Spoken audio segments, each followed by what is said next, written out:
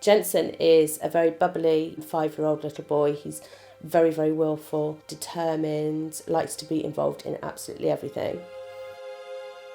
I'd noticed he had quite a large bruise on his leg from just slipping over at home. So after about a week, I took him to the GP. While we were there, our GP noticed that Jensen looked a little bit pale. So he said he wanted to run some blood tests just to check for anemia.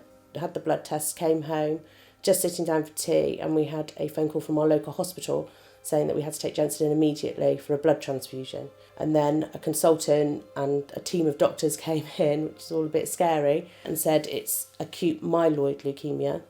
You immediately think the worst. You immediately think that your little boy's going to die.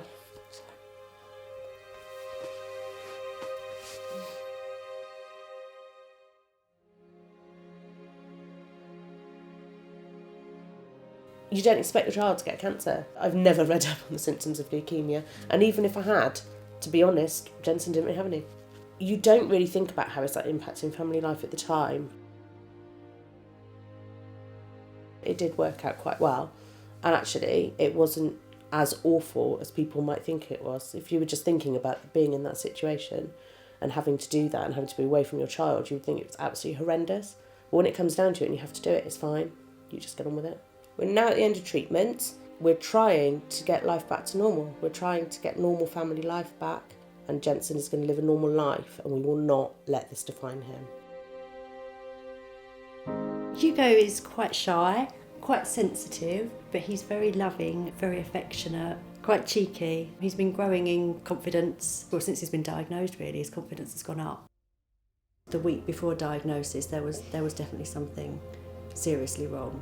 All the symptoms on their own didn't seem like much, so we weren't too worried.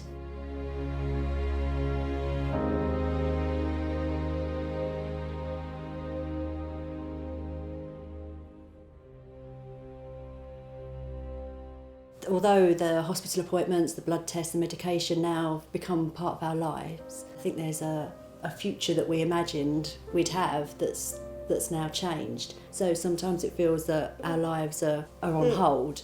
And I think that Hugo being 3 probably doesn't recognise the impact that has had. I think as a mum you often worry, but then I just went into autopilot because there were needles and there were more doctors and there were nurses, and I needed to take care of my son and do what needed to be done for him. When Hugo was first diagnosed, someone advised us to take it one day at a time, and that's what we've tried to do. We try very hard, although it's not always easy, to not look too far ahead and just to focus on one day. And if it's a good day, to enjoy it and not to worry about what's yet to come.